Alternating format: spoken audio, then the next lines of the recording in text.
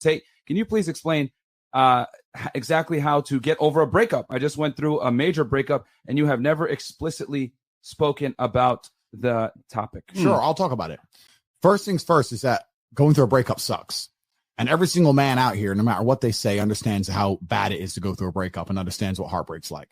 It's difficult. It's not easy. I'd actually like to argue that men feel more heartbroken than women. I think that's facts. I think it's true. And I think it's because one of the possessive element that we have, the idea of her being with someone else hurts more than the idea of you being with someone else to her. And secondly, because you have a lot less options than she has instantly. So I think that breakups are worse for men than they are for women. And I understand how difficult and hard they can be. However, unfortunately, the unfortunate reality is that chasing her and being dedicated to her and saying you're going to do whatever she wants, etc., is very unlikely to work. When I get a message from whoever and he goes, my wife left me, I'm devastated. I say, I understand. I completely understand how hard it can be to lose a woman that you've given your entire life to. And you've done so many nice things. And then because of one thing you did, her innate and absolutely insane level of ungratefulness has turned her bitter, and she now talks to you like she hates you over one thing you've done after thousands of efforts showing how dedicated you are to her. And even now that you're prepared to die for her, she doesn't give a shit about you. I understand that pain. But my answer is good. It's still good. When bad things happen to me, You love it. I kind of enjoy it. And I think that maybe it's perhaps I just enjoy it for the story. Perhaps my whole life is not about trying to find comfort. It's trying to find challenges, and it's trying to find stories. I'll be very honest with you. Even in jail, my brother and I kept saying this is probably the best story, one of our best ever stories.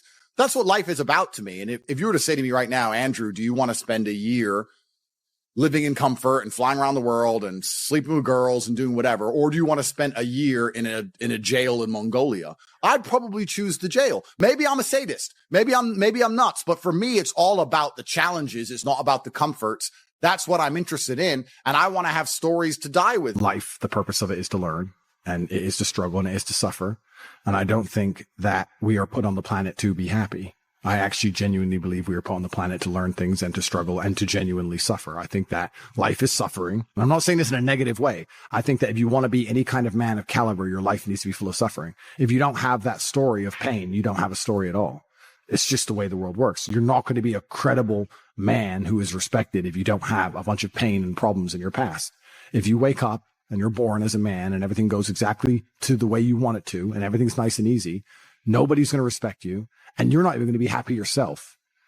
I believe that also the masculine imperative not only is to give, like we said earlier, but it is to overcome struggle. We look at struggles and we look at problems and we want to overcome them. When you're truly heartbroken, you can't even sleep. And your mind is constantly preoccupied.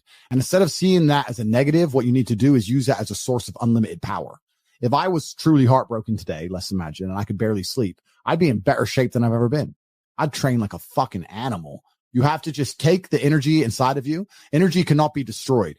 It can only be converted, whether it's heat into light or momentum into friction or however you want to put it, right? Energy cannot be destroyed. It can only be converted from one form to another. And you have to look at that and understand that the sadness inside of you is energy. You can't destroy it, but you can convert it into something else which is constructive. And you're just going to have to suck it up, buttercup, and get over it. Yeah. And there's no other way to do it. And obviously having an abundance of women makes that easier. But I wouldn't even put it that way. I'd say if you were with a woman and you lost her and you're now lonely and she's going to be moving on and you're absolutely not heartbroken and you're destroyed inside, I understand how difficult that is. But now you have genuine sadness inside of you, which is unlimited motivation for you to become a fucking beast, become an animal. And by the time you're finished becoming an animal, you won't care anymore. So if you really want to cure yourself, you need to say, I'm going to get a six pack and I'm going to get bigger arms. And by the time my arms are this size and I have a six pack, then I'm going to think about that bitch. And you'll realize you don't give a shit about her anymore. Think about the biggest transformative stages in your life. Think about the times you got the most work done. It was a bad part of your life. You were heartbroken, or, you lost a house or broke or whatever. That's when you did shit. When everything was fine, when the woman's still sucking dick, the mortgage is paid, dinner's on time, it's kind of doop-de-doop-de-doo, little by little, do a little bit of work, do a little bit of relax. But the big events come from trauma. This is it. So it's a cheat code. It's a cheat code to climb the mountain. Anything in the world that makes you happy that you currently have, whether it's a person, whether it's a job, whether it's a scenario, whatever it is, also has the exact inverse capability to make you extremely angry. So you have to accept this about You're life. quite detached, man. You're quite detached from everything that you also own. You say you love it, but at the same time, you're okay with letting go. Well, that's because I think I have confidence in myself to get it all back. And that's also because I have quite a lot of emotional control. Adult happiness for me is just a lack of absolute sorrow. Like, there's no such thing as cold. There's only a lack of heat. Scientifically, cold doesn't exist. Heat exists, and a lack of heat creates cold. Well, I think it's the same thing with happiness. There's no such thing as happiness. There's just a lack of sorrow. If I'm not grief-stricken, if I'm not sitting here and I'm really devastated, if my family members haven't died, if I'm not bawling my eyes out, if I'm not really struggling, then I'm a happy person because I'm not completely sorrow-filled. But I think a lot of people are somewhere in the middle, and they think because they're not at that giddy, childish happiness, there's something wrong with them. No grown-up adult's supposed to live at the fucking absolute peak of life's great, I'm happy. No one's supposed to live that way. And we're told we're supposed to live that way, and that if you ever feel a little bit sad, there's something wrong with you. That's not true. We're human beings. It's perfectly normal to wake up and be pissed off and be sad or be this or be that, because there's nothing wrong with it. The only thing that's wrong with it is to sit there and believe that you need to start taking a pill to fix it. Life as a man is pretty shit, and you're going to feel shit for a pretty large percentage of the time. But you're only going to ever escape that if you just perform regardless. You have to perform when you feel bad. As a man, you can't say, I will perform when I feel good. It doesn't work that way because our heads are too complicated and life's too complicated. There's too much on our shoulders and we have too much stress and too much pressure. Our heads are fucked. You have to be the kind of person who says, I perform regardless. Her revenge on you is instant. Her revenge on you is running, getting on a boat and fucking 5 guys and going out to party and you're sitting at home alone. Her revenge is instant. Your revenge takes a little bit longer, but it is a better revenge overall. It takes, like all good things in life, good things come to those who wait. Good things don't come instantly. Your revenge is going to be using that sadness, using that sorrow to become such an amazing man that she realizes she fucked up. Every single one of my exes realizes they fucked up. There's not a single person who's close to me whose life would be better if I wasn't in it. Every single one of my exes looks and goes, I wish I had top G still now. I just text my boyfriend my problems. He can't fix them, but Andrew fucking could. Yeah. I'm sitting here on economy, Tate's on his jet. I fucked up. And so if you get to take that sadness and sorrow and truly become the man that you know you can become, then your victory comes. It's maybe a little bit delayed, but it's certainly and utterly is coming. And you should be excited by that. You need to look that there will be a day where she regrets the decision she made. There will be a day where she understands that she fucked up and her life would have been better if she kept me. And I'm going to prove it to her. If you were to find the best men on the planet, I guarantee they've been through a bunch of terrible things. And if you listen to podcasts from any of the most interesting people on the planet, usually they've had hard, terrible lives. And you can use that trauma to become a better person, or you can let that trauma consume you and destroy you. But I thank God for all of it because it gave me endless power to become the person I am. If you're truly angry or truly unhappy, then you can't sleep. And if you can't sleep, then you get twice as many hours as everybody else. You know why God made your girl leave you? Because he wanted to show you that you ain't shit. Women aren't going to respect men who don't respect themselves. You're not going to sit there without working hard and say, well, I'm a man, so you have to listen. That's fantasy tradcon bullshit. That's not real. You have to be about it, right?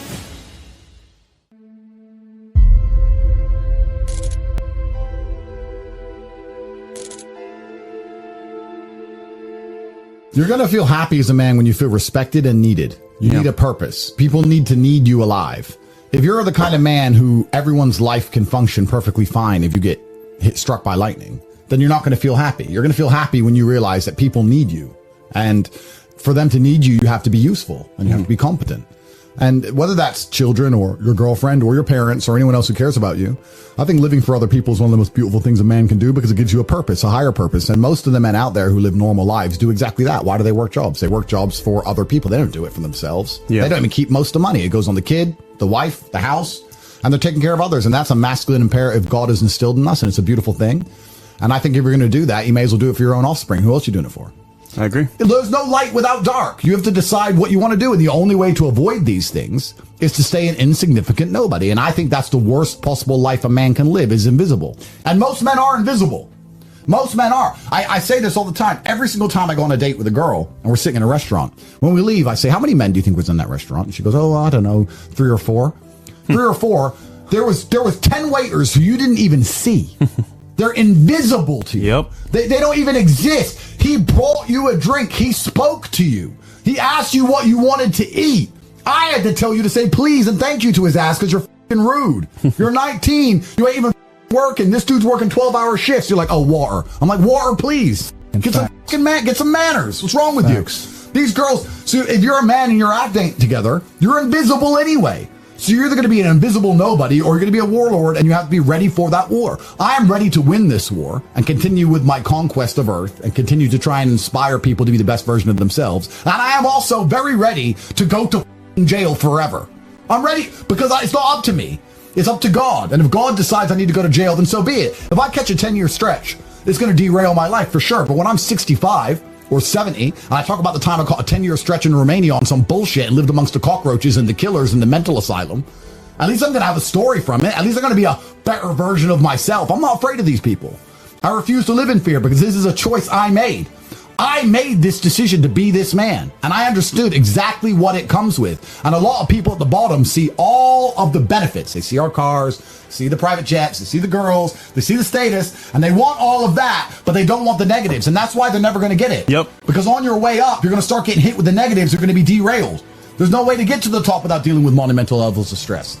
I often say the reason a lot of people don't have the things they want is they couldn't handle the things they want. They couldn't handle the life that is required to get the things they want. They simply would get anywhere near it and start to panic and out and just go on holiday and hide on a beach and delete their social media. Even comments. Bro, mean comments. Bro. I've got street problems. You think I give a about mean comments from some anon? It's difficult for me to put into words how much I don't care. But there's people out there that do care. Yeah. And then they think, oh, I want to be like Top G, but you can't handle a comment on the internet.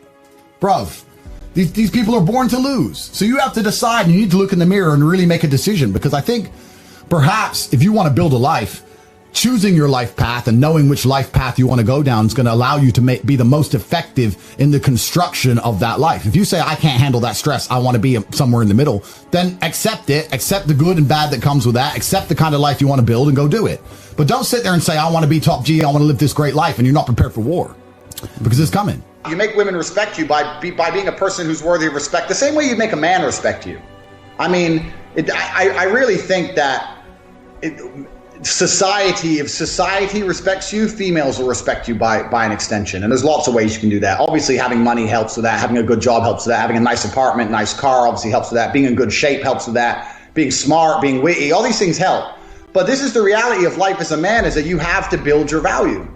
People say to me all the time, oh yeah, Tate, you get girls. I said, I got girls because I became a kickboxing world champion. That's thousands of hours in the gym. I wasn't born with some magic. I'm not Ron Jeremy. I wasn't born with some tool. You know, it's like, I had to do it myself. So you have to build it as a man. This is just the unfortunate reality. If you're not prepared to do any work at all, you're going to suffer. And this is the reality of life as a man. You have to build it. Yeah, it's interesting because I feel like a lot of guys kind of go on YouTube, they'll go on blogs, internet, wherever, to kind of figure out, like, what's the thing to say? How do you get a girl? When really it's asking kind of the questions that give you more superficial information that's not going to really do much. And you're talking about, well, become a valuable man. So now that's about building more of a foundation of being an actual attractive person instead of trying to copy and paste things. You know who Roosh is? Yes. Okay, Roosh. So I don't like Roosh. And the reason I don't like Roosh is this. He spent his whole life chasing around the world. He never worked on himself or became a high-value guy. He spent X amount of years chasing women and wrote books like he knows what he's talking about. He's now lonely and old. If he got sick, he'd lay in bed on his own without a nurse, without a wife, without children. He's even failed at women. He has no wife. He has nothing of genuine substance. And that's because he's not a man of genuine substance. So even if he managed to say the right things and sleep with a girl, as soon as she realized he was vapious, she disappeared. So you can't hack having a personality. You can't trick a girl into thinking you're something you're not. If you want a woman to really respect you, then be a man worthy of respect. It's really that simple. My point is that if you end up like Roosh, where it's your only sole focus in life, got it, you end up a loser because he's never dedicated himself to anything else. Yeah. What has Roosh succeeded at? He's failed financially. He's failed from a family perspective. He's failed even with women. He doesn't even have a woman at the end of it. I'm giving the best advice I possibly know to men, because I'm telling you, if you're a man out here who's not going to mess around with girls, not get any experience with women, not get experience with how they work, find one girl and instantly fall in love with her, guess what's going to happen? You're going to get wrecked. You are. The man who just meets a chick, has no experience with girls, isn't really good at getting new ones. They're the ones who end up sitting lonely at 42, divorced by themselves. Every single one of them. The only chance you have as a man now is being versed enough in the game and having enough experience with women to not get played. These women are sharks, G. You gotta be careful. I'm saying these things. Oh, he's right. You can't be a man with no experience out here and just meeting your first chick and falling in love. Because 99% of the time, it's gonna go wrong for the man. When men come along and ask for relationship advice to me, I'm like, if you want to be good at something, you need experience. BJJ, driving, keeping a woman happy. I can keep a woman happier than anyone because I've had a bunch of women. If I didn't have a bunch of women, I don't think I could keep a woman happy the same. I really don't believe that. If you're going to be a man and say, for the sake of love, I want to forego all of my own experiences and be less competent in the battlefield, that's fine. But I'm telling you that you're putting yourself at risk. I think the best chance a man has now in the Western world is to date, have a bunch of girls, date a bunch of girls, meet a bunch of girls, find the best one he can, and then perhaps settle down. But to sit and say, oh, I've met one now, I'm going to stop the game, you're going to get in trouble. I'm saying that it's a very dangerous battlefield now. When you were saying I feel sorry for the young people, so do I.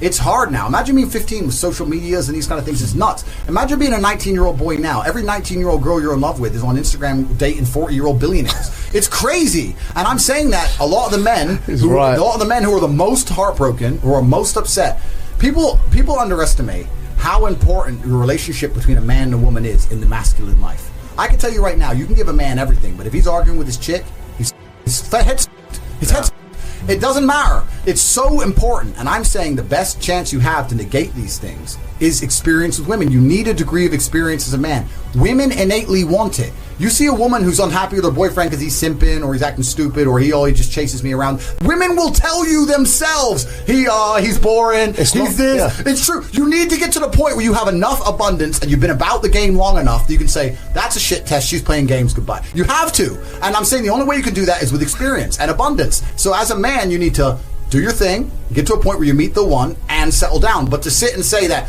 period where you do your thing isn't necessary, I completely disagree with that. I think you're going to end up wrecked if you don't do it. In the modern world, with Instagram, with everyone after his chick, when he's Joe Schmo and I'm messaging her, it's over. And I'm saying the best advice you can give the guy is when he gets his heart broken and he's truly destroyed is you need to become a man that women don't leave. So you got to get in the gym, and you got to get more important, and you got to get more women, and you just got to become that guy. There's no other way to do it. Yeah. You can have anything you want. Universe is super giving. You want a Ferrari, you can have it. You want that bitch, you can have her. You can have anything you want on the planet. There's not a girl I look at that I want that I can't have. Not one. That's my reality. There's not a car I can't have. There's not a house I can't buy. If I want to go to a yacht, if I want to go to Antarctica, there's nothing I can't have. Bam. Because I've decided to become this man. It's the same for absolutely every single one of you at home. If you want it, you can have it. If you're sitting there saying, oh, but I tried my best and I still didn't get it, you're lying. You didn't try your best. That is a lie. The universe gives it to everybody who genuinely tries. And I know that to be a fact because this world's competitive. We're all competing against each other. And the majority of people don't try. The thing about the world is we need losers. I'm not mad at losers. If that's the reality you've chosen to live, you get one spin in this version of life and you decided you want to be a loser, that's fantastic because my cars need cleaning, my hotel room needs cleaning, I have a party with all these beautiful women that's a bit of a mess. Please, go pick it up. Somebody needs to do that shit. I ain't gonna do it. If I had to walk into a hotel room and clean up after some other man's party, I guarantee you I'd do whatever it took to become rich so I didn't have to do that shit anymore. But you want to do that for 20 years? Thanks, friend. Someone's got to flip the burgers. Someone has to make the fries. I want a Happy Meal now and again. But I don't feel sorry for you people because you deserve it because it's the decision you made. You made that decision. If you're sitting at home and you say, I don't want to be a loser, you know what to do. I told you how to escape the matrix. It's actually very interesting, the masculine experience, because I like to believe that most men on the planet have lived a semi-similar timeline.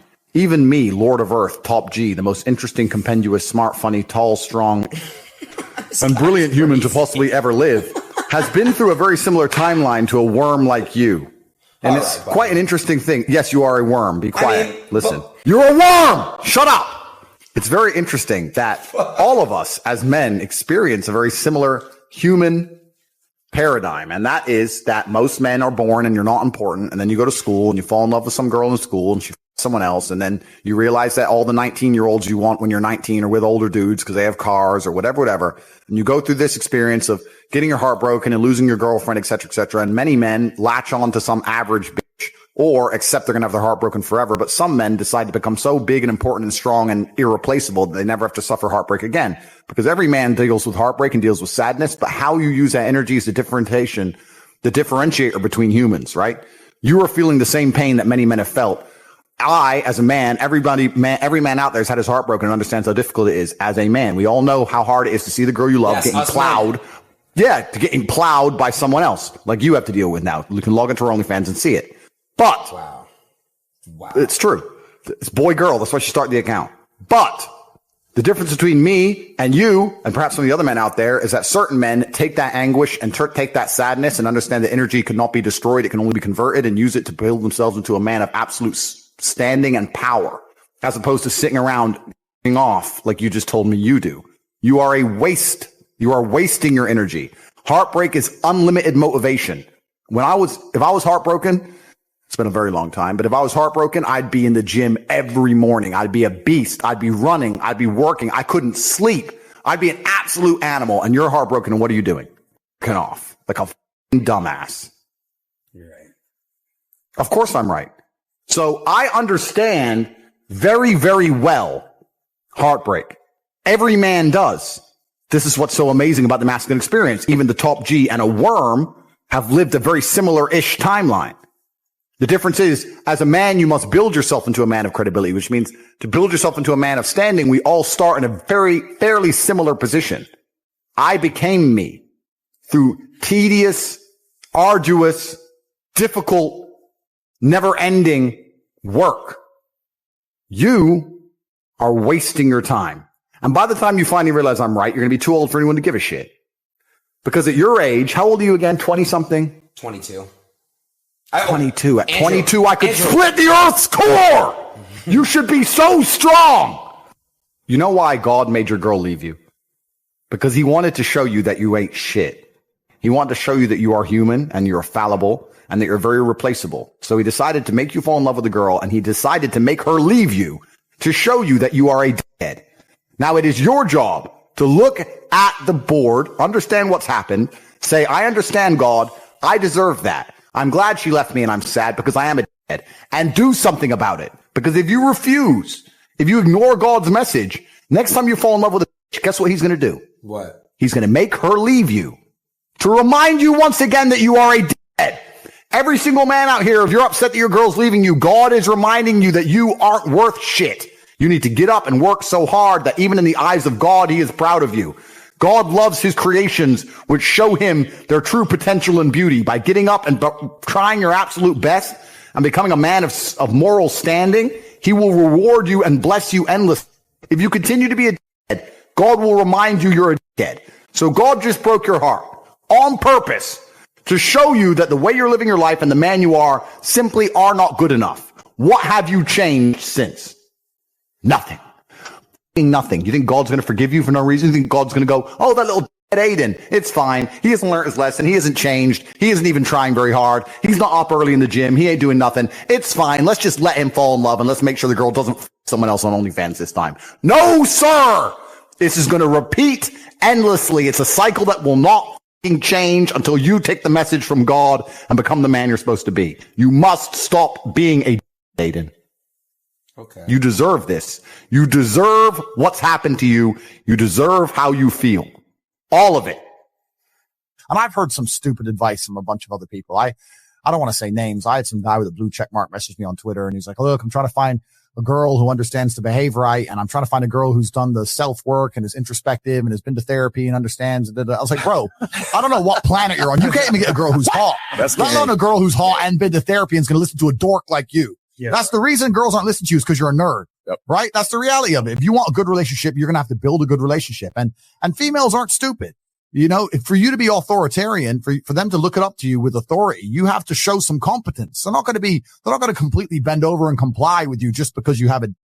And that's what this tradcon crap is. This idea that, well, I'm a man, she's a woman, so she obeys me no matter what. Most of you men aren't men. Yeah. And that's why she doesn't listen to you. Cause I'm telling you, if you meet a woman who's half good and you're the big G, she'll behave. The truth is, as a man, a woman doesn't even have to like you.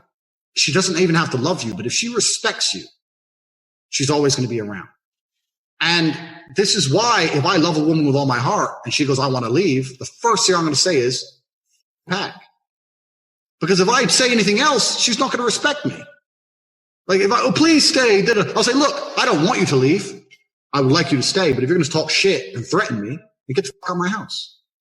Like I've had women leave me, but I've never had a woman not respect me anymore. And that's why I can hit up any ex I've ever had, and I know they'll reply. Because they respect me on a base level. So why do they respect me? Because I respect myself. So I will never sacrifice my self-respect. I guess that's the bottom line. It doesn't matter if I love you. My self-respect has to come first. And that's good for me, and it's good for you. Because if I sacrifice my self-respect, you wouldn't love me anymore either, bitch. So that's just how it's going to be. That's just how I view the self, because that's how I view the world. That's how I always am. You know, you have to a degree, put yourself first. You can't pour from an empty cup. You have to be like all about you. No one else is going to fix your life. I really don't believe no one else is going to make your life fantastic but you. You have to be all about you. And so many of these guys who get hurt, because I really believe guys get hurt more than women nowadays. This idea that men hurt women and break women's hearts. Okay, maybe I've broken a few. But besides the elite players like me, most of the time it's the women the guys over. I really believe that. And a lot of the times they're getting screwed up is because they've tied their identity so intricately with this girl that they've lost their sense of self. You lose your sense of self, you can't have self-respect. And that's why she doesn't respect you anyway, and that's why it's all going downhill, and that's why you lose her and you panic and blah, blah, blah. You've got to be about yourself first. She has to be a compliment. So yeah, I've had my heart broken in regards to, I've had times women have left and I've really, really missed her. But I have never texted her first. Ever. What did you do with the pain of the heartbreak? I did the same thing I do if my heart wasn't broken. I got up. I went in the gym. I lifted a bunch of weights. I got in my fast car. I drove down the road looking sexy as bought a Starbucks and made some money. It doesn't matter. How I feel has no bearing on how I live my life. That as a man, we're born with absolutely zero value. We can build ourselves into what we want to be. I get people messaging me all the time like, hey, Tate, you have this money. When I was young, I wanted to be the big, strong fighter with money. I'm exactly what I wanted to be. I decided I wanted to be James Bond. And I got as close as I possibly could. You get to build your own character. If you want to be a rapper, you get to go be a rapper. If you want to be a gunslinging cowboy building steel buildings, you get to be Waller. You can do anything you want to be. I'm exactly what I always wanted to be. I wanted to be a fighter. I wanted to be rich. I wanted to be big. I wanted to be semi-intimidating to a degree. I wanted to be connected. I wanted to be like a mob boss from a video game. I made all of that come true. As a man, you can decide exactly what you want to be. So if you're a dork, guess what you decided to be? You decided to be a nerd. And then you're going to sit there as a dork and say, why are the big G's got all the... That was your decision, my friend. You have to fill up those buckets that Justin Waller's talking about. You have to go fill them up. And women, we're talking about respect. Women aren't going to respect men who don't respect themselves. You're not going to sit there without working hard and say, well, I'm a man, so you have to listen. That's fantasy tradcon bullshit. That's not real. You have to be about it, right? So get out there and do it.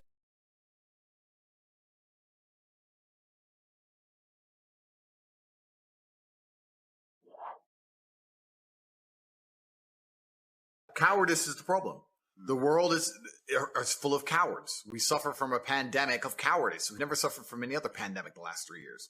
People are absolutely and utterly cowards, and they do to me what they did to me to scare people. If you tell the average person you're going to lose contact with basically everyone you can speak to, you're not going to have a voice anymore, you're not going to have a bank account, you're not going to be able to make money online, you're not going to be able to move anywhere, you're not going to be able to transact, we're going to wreck you head to toe, the average person can't deal with that, right? On top of the fact that the average person is employed, and they're scared of losing their job, scared of their employer.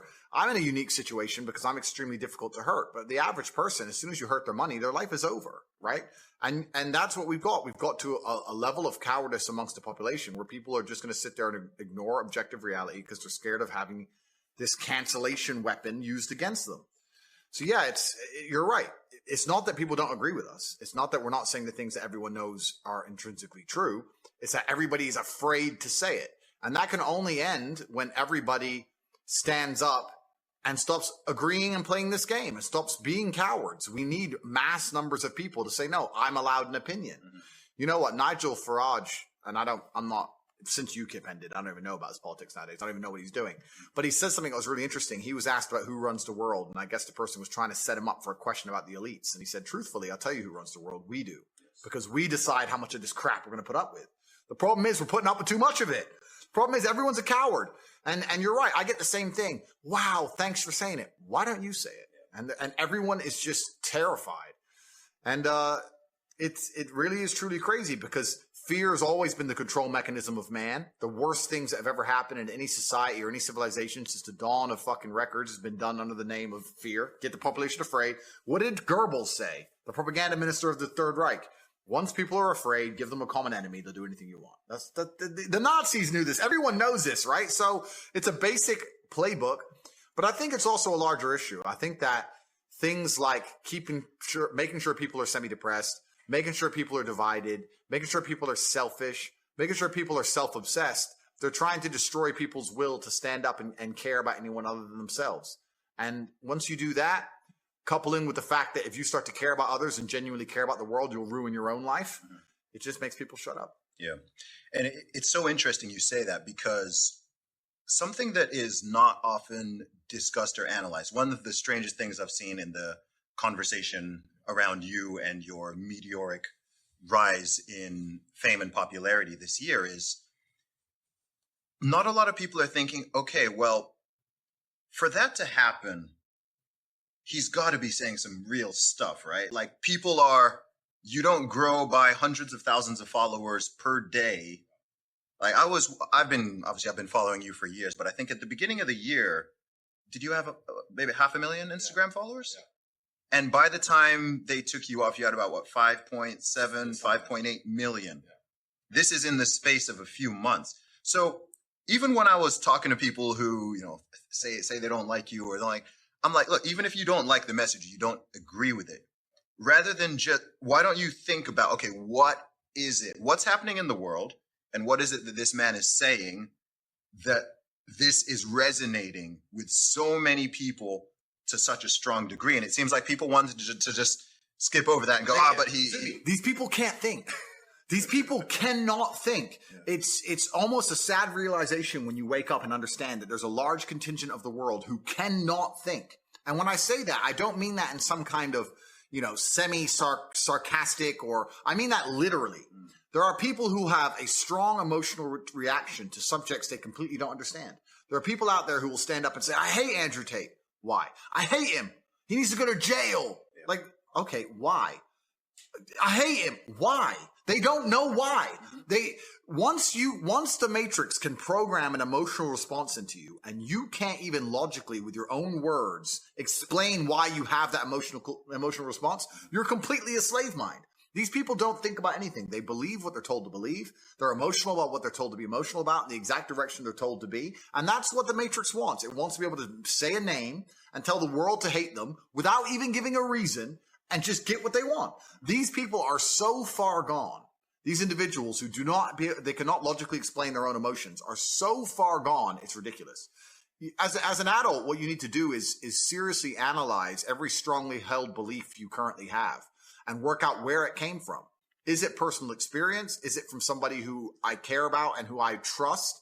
Is it from what the news has said? Why do I believe this so much? Why do I have an emotional response to this? Where did it come from? People don't do that. They just sit there, watch the news, watch social media. I'm supposed to hate this guy, so I now hate this guy. So I know exactly what you're talking about, Zuby, because you're right. These people cannot think. They cannot even give a reason. There's a guy on TikTok who walks around and says, have you heard of Andrew Tate around college campuses? And people go, yeah. And he goes, do you like him? And they go, no. Why? He's a misogynist. What's misogynist mean? And then they can't answer. They don't know they don't even know what it means. It's almost sad. But then you live through the last 3 years and you realize that, people can't think. There's a large contingent of the world that truly cannot think.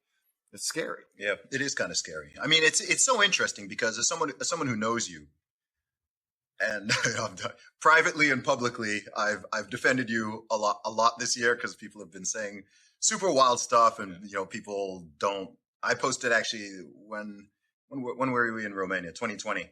I posted, it was while they were in the process of taking away your accounts. I posted a photo.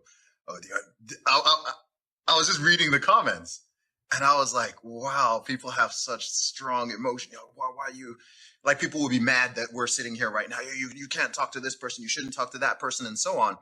And the thing that blows my mind about it is, number one, I think I'm a pretty good judge of character. Yeah.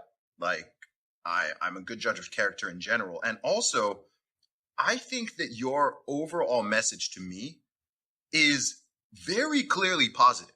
Yeah. That's the thing about it. To me, it's like, look, someone might not like this bit or that bit or disagree with that statement.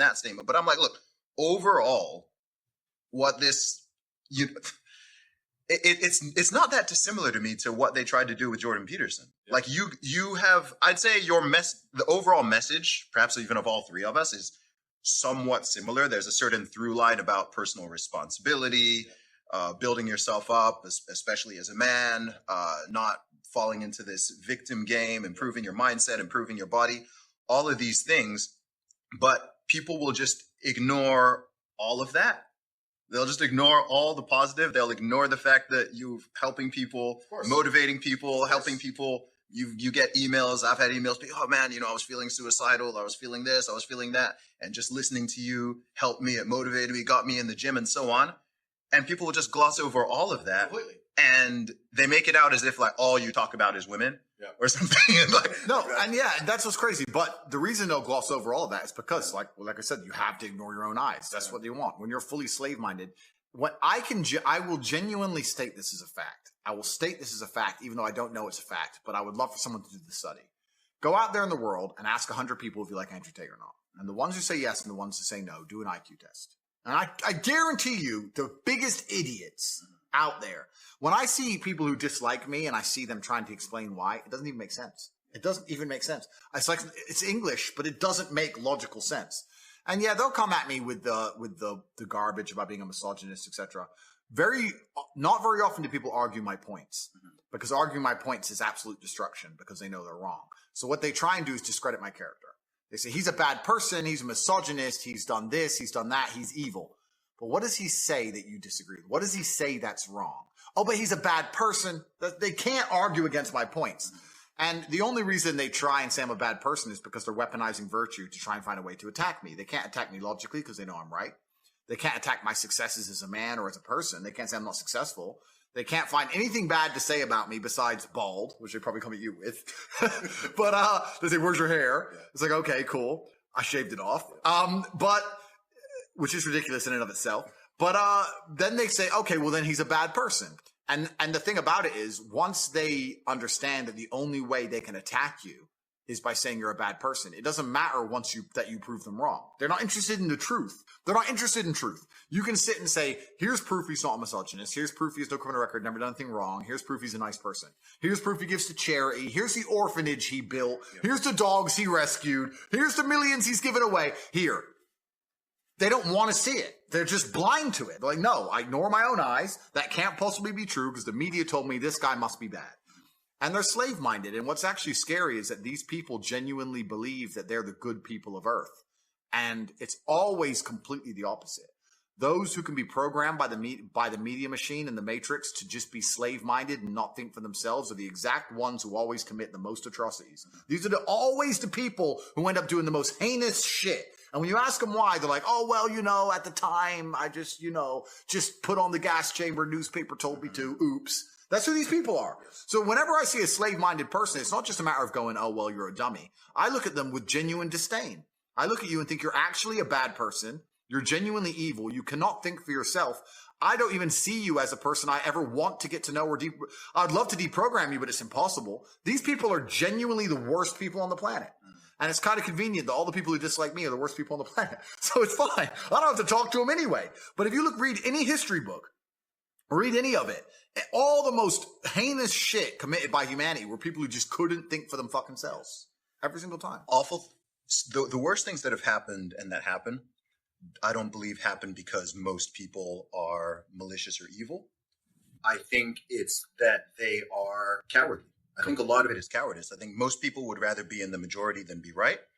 And once people have made up a decision or been told what to think, doesn't matter what the issue is, to get them out of it or to admit that they're coming out of it is extraordinarily difficult. We're still dealing with this after the past 2.5 years we've lived through with the whole C-19 response and the fact that people are trying to memory hole things and act like they never said things and never did things. They want to just, okay, like we're just totally back to normal, as if, you know, a year ago you didn't want to throw people into a gulag or whatever. Sorry to interrupt, but you're so right. But this is the thing that aggravates me the most. These slave-minded individuals are they're literally barely sentient individuals.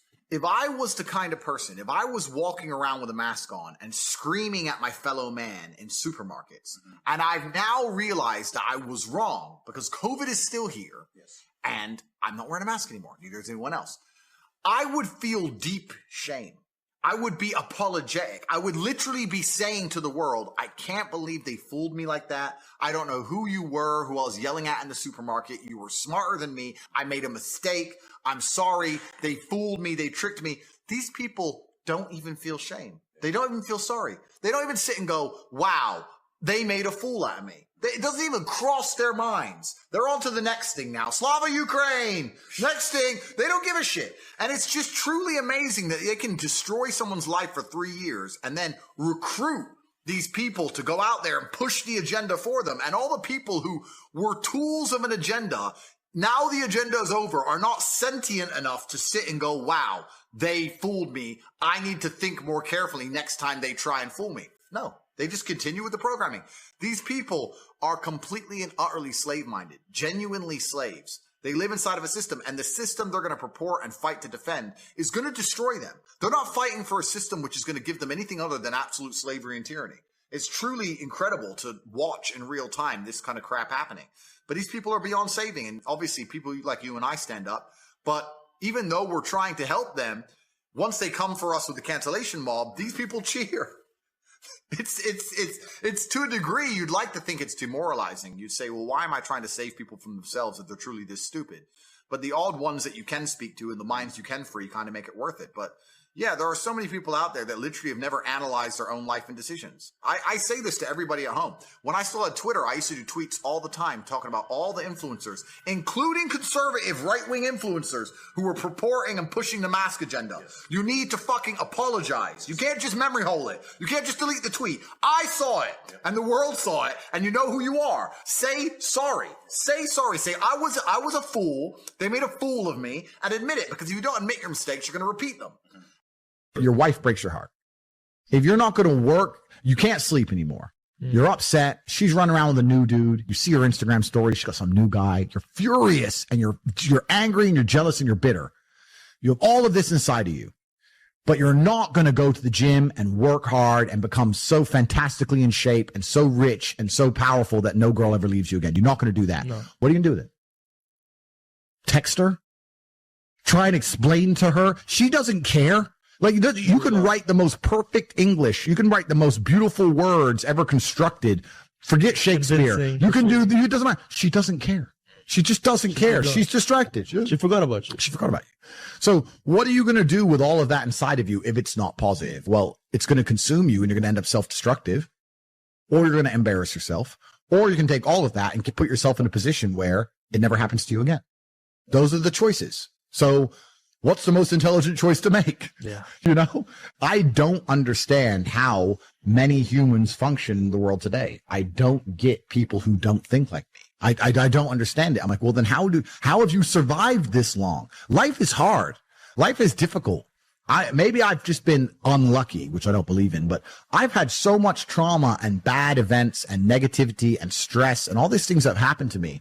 And I've used all of it to be monumentally successful. People are functioning. If you're not thinking like me and you're going through life with any other mindset, you've been extremely fortunate that God smiled on you and allowed you to sit around most of the time doing jack shit, and you have yet to be punished for that. Yeah. I could never have lived that life. If I was a bit lazy or a bit, or I was a bit of a snake, or if I lied to people, I'd be dead by now. Yeah. So a lot of these people are just absolutely and utterly blessed by God that they managed to go through life with such a non-competitive mindset, and they're still breathing. Like, I don't understand how people can think any other way. Yeah. I've spoken to dudes and like, yeah, I had a bad couple months. Why? My girl left me. You've wasted months.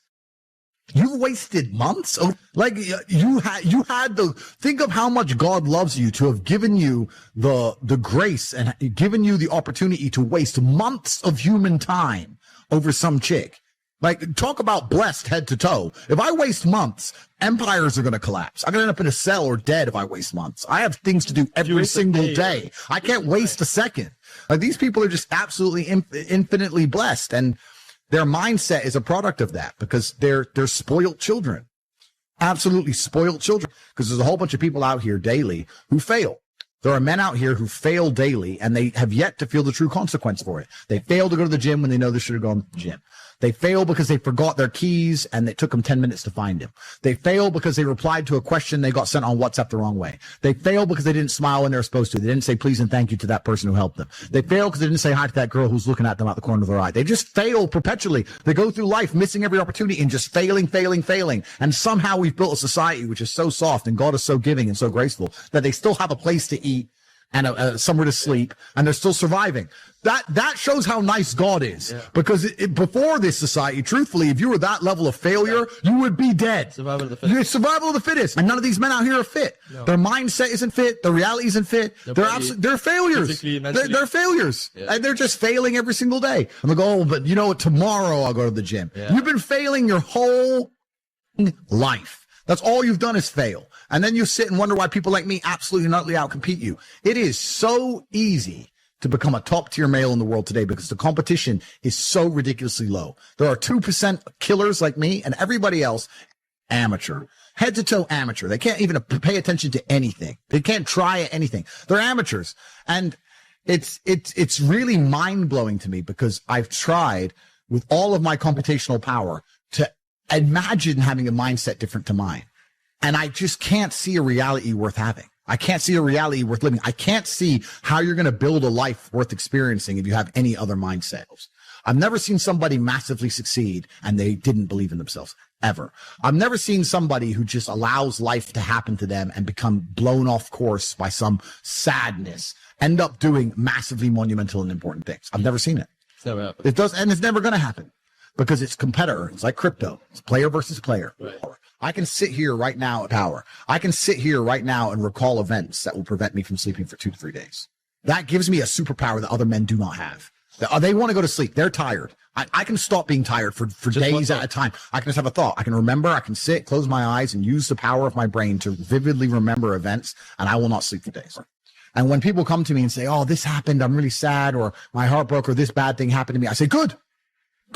Thank the Lord that he's given you this endless source of motivation. You're wasting it. That's your problem. But it's been given to you. Nitrous oxide has been given to you. You just have to use it in the correct way. So I'm the luckiest man in the world because all the bad things that happened to me have given me all the building blocks to become the most fantastic man on the face of the planet.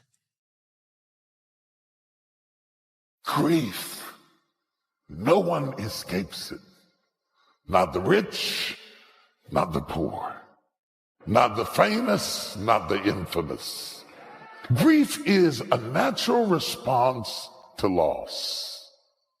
Often the pain of loss can feel overwhelming. You may have all kinds of unexpected emotions. You can be angry. You can have disbelief. You can have guilt. There isn't a person listening to me who hasn't encountered grief. You've lost somebody. You've been through some things. Maybe it was the loss of an opportunity. Maybe it was the slow disintegration of a relationship that was once a source of love, and now it is a source of pain. No tear ducts will go unused in this life. The moment the doctor slapped your bottom, you came out of your mama crying. There is no way around it. There is no injection for grief. No medication for grief. It doesn't matter how intellectual you might be, how wealthy, or even how spiritual you may be. Grief without discrimination comes to everybody. Don't let these people deceive you that they are so spiritual they don't know what it is to have grief. They are liars. Every last one of them are absolute liars. While grief is common to all of us, prolonged grief can be physically and emotionally debilitating. Can affect your health. Can affect your mind. It can affect the next relationship you have because you really haven't gotten over your past relationship. How long? How long will you mourn? You should have overcome your grief by now. How long will you weep? How long will you be bitter? How long will you be angry? How long will you sob and mourn and walk around enraged? What good is it getting a divorce if you're still going to be mad? If you're still going to be writing notes and wondering, did you see him? And who was he with? You are not divorced. I don't care what the paper says. You are still married. How long? God says, how long will you mourn over a door I have closed? How long will you mourn over a marriage that's over? A job that's gone? A girlfriend that left? A boyfriend that left? How long? How long will you be angry and frustrated and build your whole life around something that is dead? If you're going to fulfill your destiny, you have to get good at letting things go. Jesus said, offenses will come. Disappointments will come. Betrayals, things that are not fair will come. How you handle the hurts will determine whether you move forward or whether you get stuck, bitter over what didn't work out. How many people are living wounded over how they were raised, a friend that walked away? They wonder why they don't have good relationships. It's because they haven't healed. God brings a new person, but they're so insecure. This new person has to keep them fixed. The problem is that's not sustainable. Until you let go of what didn't work out, that wound is going to hinder you wherever you go. You would be shocked at the people who get up every morning with a heart full of grief. And it comes out in their speech, and it comes out in that snappy way they confront you, and you think they're mean. They're not really mean. They're still grieving. How long? How long does it take to get over a person? How long will you put your future on hold, mulling over your past? How long? I came to get somebody unstuck. I came to get somebody free. You cannot spend the rest of your life grieving over who didn't love you, who wasn't there for you. You're stuck. God did not create you to be stuck with a heart full of grief. It's why you can't fall in love. It's not that there's nobody to love. It's that you haven't gotten over who you used to love. How long will you be angry? How long will you keep checking their Facebook page? How long will you keep investigating somebody who's not even thinking about you anymore? How long will you mourn around the tomb of what didn't work out?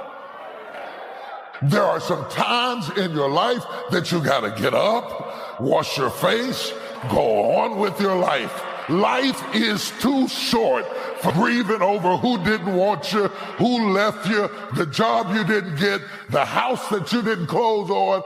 How long? I don't know who I'm preaching to. You are not yourself. You were not created for this. You were not created to be stuck like this. God wants your nerves and cells and bone and muscles to move. Somebody shout, move.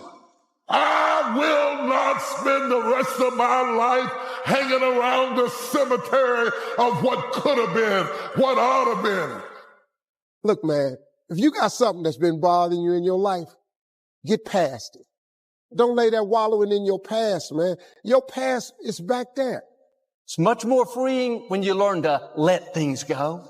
Wasn't fair? That's okay. God will be your vindicator. They hurt you once. Don't let them continue to hurt you by holding on to it. Living in mourning is going to keep the new doors from opening. I want you to think about somebody that caused you some pain. Let me tell you something about the mind. Tell you something super stupid that I used to do.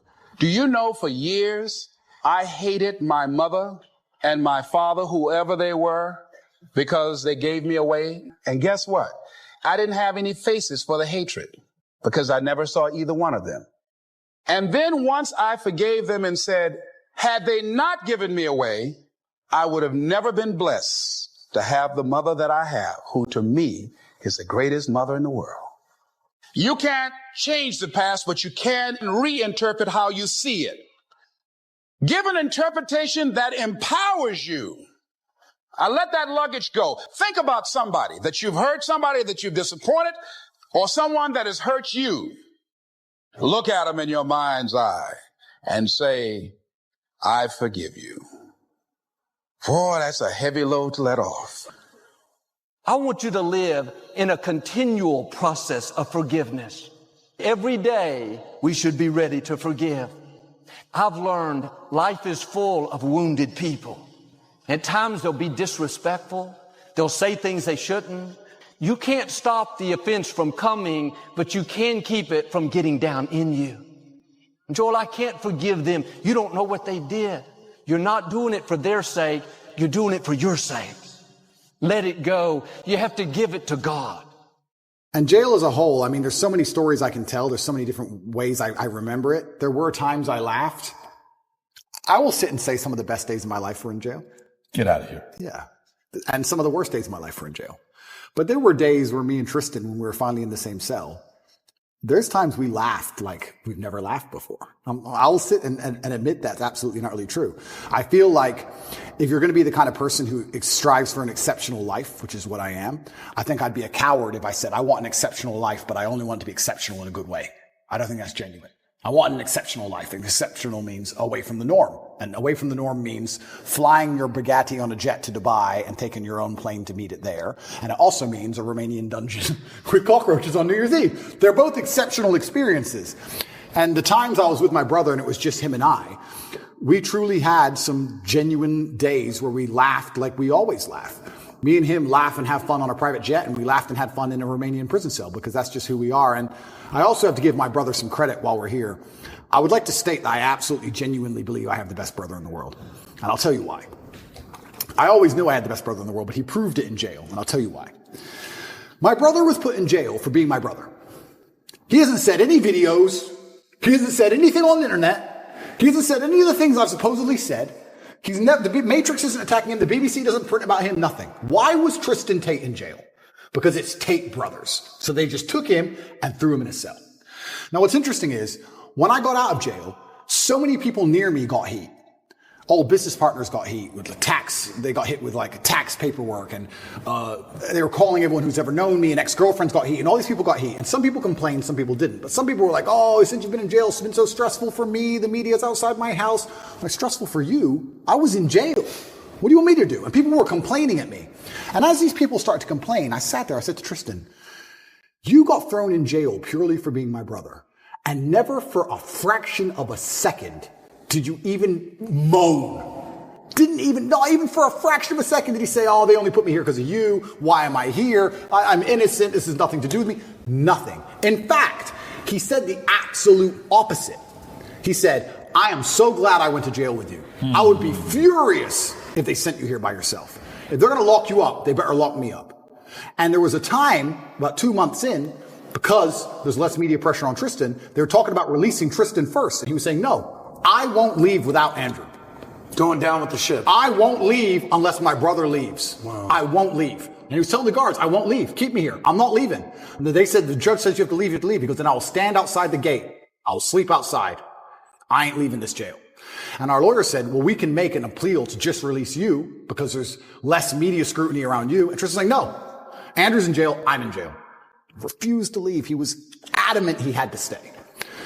That's a brother for me. And it was the same for me. I said to Tristan, if they came into me and said, Andrew, go home, I'd be like, no way. Tristan's in jail. I'm in jail. We're in jail together. He never for a second complained, never bitched, never moaned. And he was only in jail for being my brother. And then I come out and there's other people. Oh, they sent me a piece of paper, blah, blah, blah. You're moaning? It's unbelievable. You truly learn. Like I said, jail confirms everything you already knew about the world. And you truly learn who's on your side and who isn't. And that's good to learn. But it's actually crazy. The larger psychological analysis of it all. Everyone lives inside their own minds, right? So it's kind of crazy. I came out of jail and some of the first messages I got from people was them complaining about the problems me being in jail had given. Like, you think that wouldn't happen, right? You think, oh, you come out of jail, people would be like, oh, are you okay? They're like, oh, you're okay? You're out now? Okay, yeah, well, listen, Mo. You'd be amazed. You'd be amazed.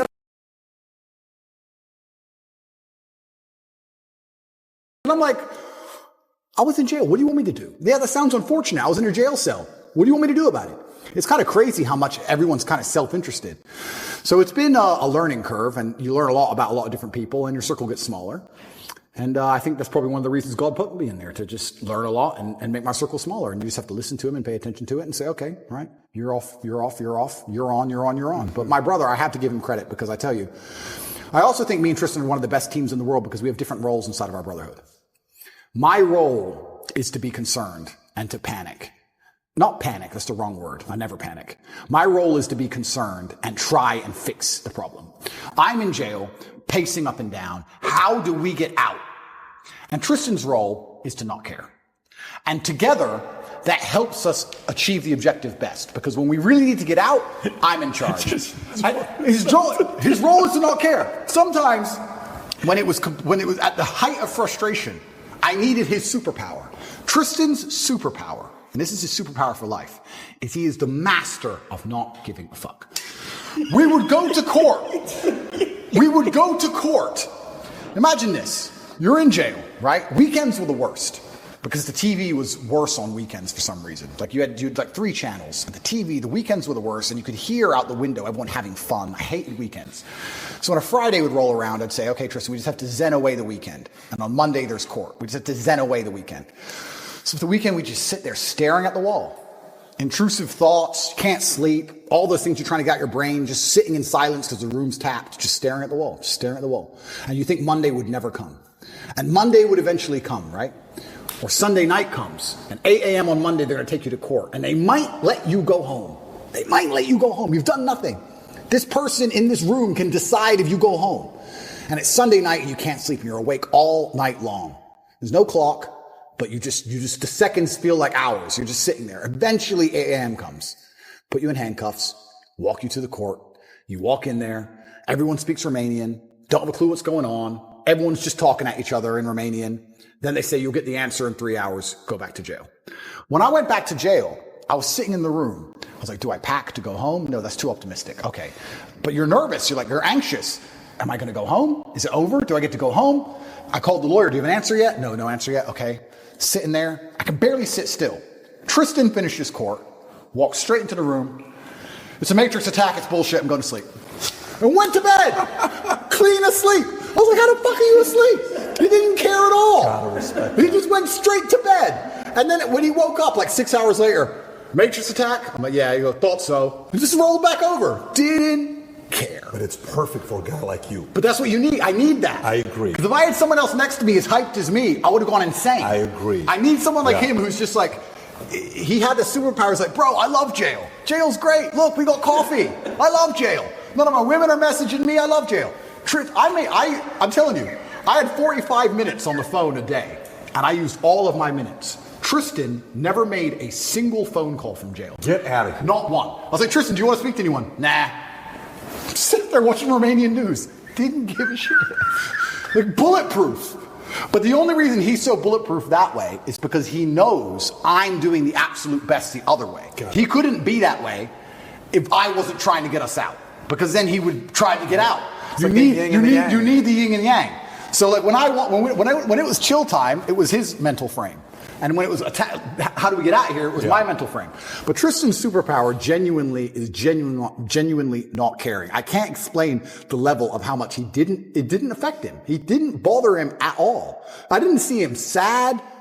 Nothing. He was smiling. He didn't care. You consider yourself a stoic. How much more stoic is he than you? I just think we have different roles, and I think we've evolved into them over the time, because it's not just jail, it's with everything. That's what we are with everything. If there's a business problem, I'm the one who's like, shit, we have to fix this now, shit. And Tristan's the one like, Andrew, you are so ridiculously rich. Chill. But we need that. We need both, right? But he couldn't be that chilled if I wasn't the way I was, because he wouldn't be successful. Totally. So you need the opposites. Yeah. So everyone goes, oh, you and your brother are so close. We're so close because we're actually very different people. But yeah, he was amazing in jail. And even afterwards, I still struggle to sleep. He sleeps fine, because I think my experience of jail was a far more stressful one, but I adopted that. Now, I'm not saying I couldn't have done what Tristan did. I could have done what Tristan did. If I were to go into jail and say, your MO is to not care, I could not care. But my MO was, how do I get out of this matrix attack? So I was the most stressed I've ever been in my life. So that's carried over. So I don't sleep. He sleeps fine, but he slept fine in jail. So why wouldn't you sleep fine now, right? So yeah, it was interesting, but I have to give him props, because it's amazing to have that level of clarity. And he said things which were absolutely and utterly true, things I already knew, but it was nice to hear. I want to ask you a question on this. So I have 2 boys, right? And one day they're going to watch this. They're not going to watch it right now. They're 11, 9, but they're going to watch this, right?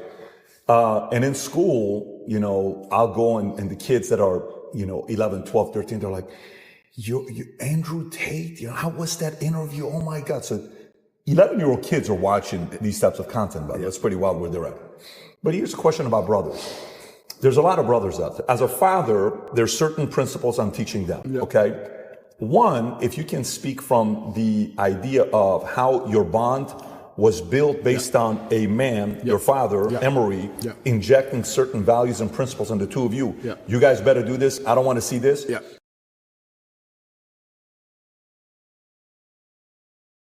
And then which part of the code did you guys create? Because there's friendship, but there's brotherhood. There's a very different story. Absolutely. How was that developed? Yeah, so my father, and I have endless stories about my father. A lot of people who dislike me would call him an extremist. I don't think he was an extremist. I truly believe I had the best father on the planet. And from a very young age, he made it clear. He said, look, you're Tates and you're going to have enemies. You're going to have people who are against you. Your best bet is to be a team. So whenever me and Tristan would fight, which happened, we got put in a room together.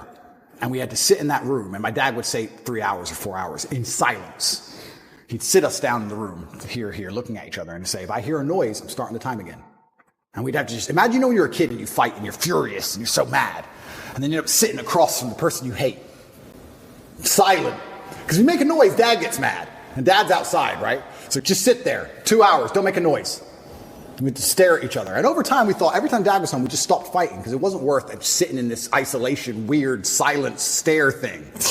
Because that's what happened on repeat. It happened like 5 times, and we just stopped fighting. We'd fight all the time when Mom was home, and when Dad would come home, we'd literally just look at each other like truce. Like, we don't want to sit and do this thing we had to do. Yeah.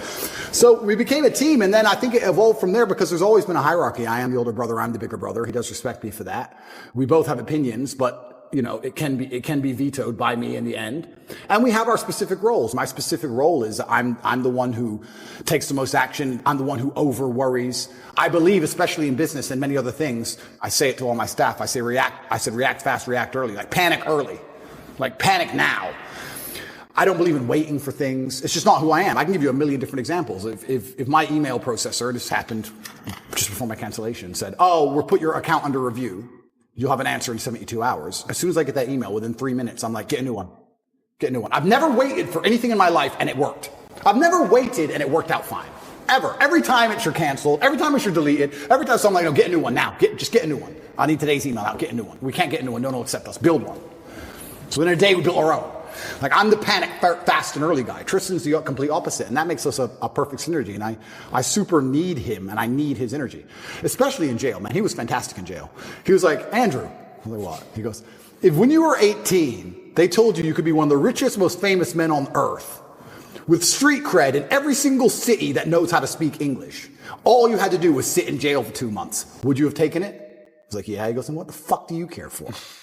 It's like, true. Nobody took it that.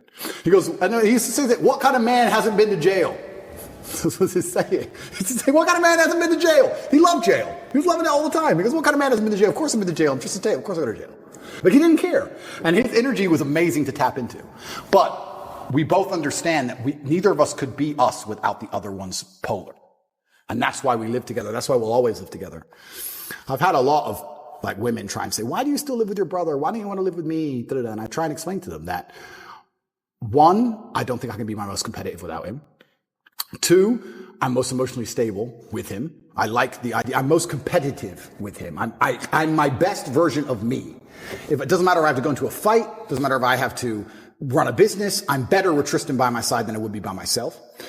And three, my ideal family life, even my ideal family, the way I live my life now, is very much more like a clan than a nuclear family. I like me, my girl, my kids, Tristan, his girl, his kids, my cousin, his girl, his kids. I like this idea of lots of people. I like that. I like that feeling. So girls say to me, well, you don't want a family. Like, no, I want a family bigger than you want. I just don't want to just sit with you. I want a lot of people around me, and I think it's better for that. And I think it's better for the children especially also. I think they enjoy it more. But yeah, I've got the best brother on the planet. I truly do. And this is why I'm saying some of our best days of our lives are in jail. I was going to ask you that. You guys live here in this compound. It's an amazing place. I was going to ask you, you kind of just answered it, but you foresee yourself living with your brother the rest of your life? 1,000%.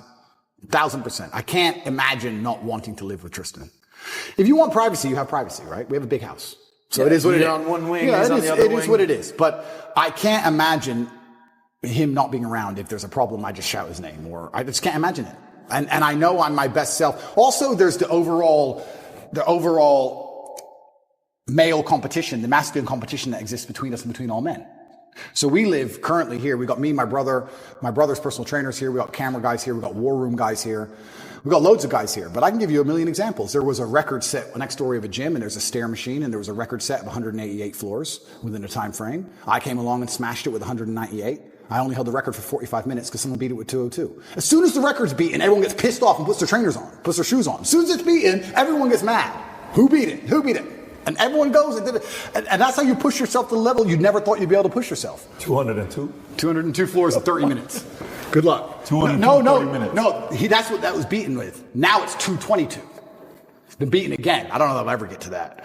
But I'm still 198. I've got to try again. But the point is, when you have men around you, there's that natural masculine competition, and that's what drives you. If you're going to be the best version of yourself, even if you're a boxer training for a fight, you train with a team. You train with other boxers. You train with other boxers or other trainers. If you're on a football team, you're pushed by your team. I think life should be the same, right? Imagine you took the normal average man and you moved him into a house of 5 people, and you had a philosopher and a fitness expert and a hypnotist, whatever it was. That will make him a more competitive person overall, because he's trying to compete with all the other people who are on his level. You don't want to take bitch position. So I don't like the idea of my life without masculine competition. That's why I'll always live with my brother. And if you met a girl one day who says, Tate, I want to have your babies, live with you, but it's kind of weird that your brother's here, what would you say to her? Yeah, a few of them have said that.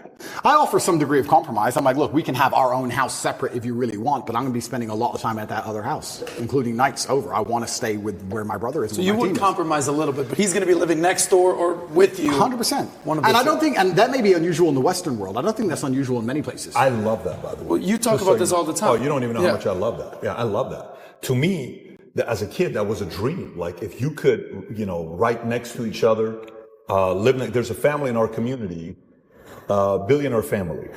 They live right next to each other. The oldest son has the biggest house, 12,000 square feet. Then the youngest son has the second biggest house, 8,000 square feet. And the parents live in a 6,000 square foot house right next to each other. Absolutely. Okay. The 2 boys have 4 kids. The 8 kids are always together. Absolutely. What a great environment. Absolutely. It's a dream environment. Absolutely. I can't see how a person wouldn't buy into that, the benefits of it. And there's also benefits to the relationship, because I think you have a better relationship with your woman if she can go and talk with other women and be with women, and I'm with guys, and then you're together sometimes and you can split it out. It's better for everybody. This whole idea of just man, woman, boom, child bang, I understand where it's come from. I'm not saying it's all typically bad, but I do think that in those scenarios, there's a lot of men who are particularly miserable, particularly men, especially. And the idea of a clan and having that team around you, I love that. I wouldn't live any other way. I love living that way. Well, being born and raised in Miami, there's a lot of Latin culture there. Yep. And, you know, the American friends, they just move out, move on their own. That's what they do. But in Latin culture, the abuela's living in the house, the family's living in there, the women are all kind of congregated together. We could also it's a different world. We can also discuss it financially, right? If you're a man and a woman and you have 3 boys and they're, let's say, traditional, Western, whatever, they all go and pay 3 different rents and they all move in with their girlfriends and everyone's getting wrecked, right? If you all stay together and combine your income, you also do much better financially. This is how a lot of immigrants even survived, especially Muslim immigrants in England. I've heard you tell the story about that. Absolutely. Yeah, they all stay together in one big house. They all pool their incomes. You have a bunch of people with average jobs and Ferraris on the drive. And then they buy the house they're in. Then they buy another. You pool the incomes. If you all split and separate and just spread out, you're just paying all different rents, all different electricity bills, and you just go broke. You have to think of the last name and the generation and the clan as a whole. So yeah, I love the idea of living with my brother. I'll never live without him. And his woman can move in, of course. His kids can be around me. Of course, I'm uncle. Why not? I have no problem with that. Connect is an application which allows you to take a minute to connect with influencers from all around the world. My name is Andrew Tate, and I'm available to speak directly to you on Connect. So if you like this clip and you want to watch another one, click right here. And if you want to watch the entire podcast, click right here.